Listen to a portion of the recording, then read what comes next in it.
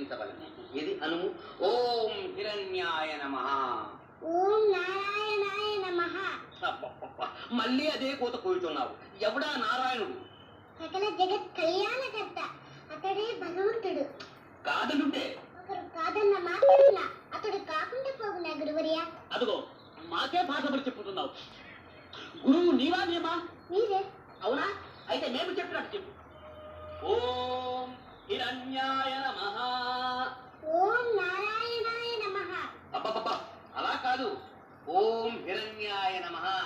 ఓం నారాయణాయ నమః. నిశ్శబ్దము నిశ్శబ్దము. ఒరే బడుదాయులు, అపహాస్యం చేసిన మీ వీపులు పగులు జాగ్రత్త. అదేంటి గురుగారు, తప్పు చెప్తుంటే ప్రహ్లాదం కొట్టే? అతను రాజకుమారుడురా. అతను కొడితే అతని తండ్రి గురువు గారి చర్మం ఒలిచేస్తా. కాసేపు ఎంత బడి పడేది.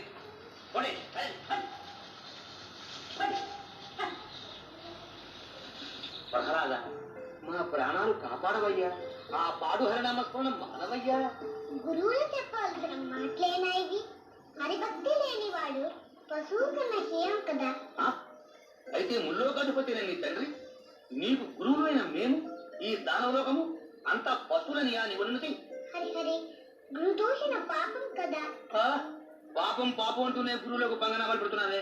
లేదు గురువర్య, నా ప్రార్థన ఆలకించండి. మీరు కూడా ఆ హరిని సేవించి తరించండి. సరే, ఇక నీకు మేము చెప్పేదే ఉంది. మా పిండాకుడు తమ్ముడు, నా వడలంతా కంపముగా ఉన్నది. నదికి పోయి స్నానం చేసి వస్తున్నాను. అట్లయ్యా, నా వడలు నీకంటే చెప్పగలదు. నేను వచ్చినందుకు పొలం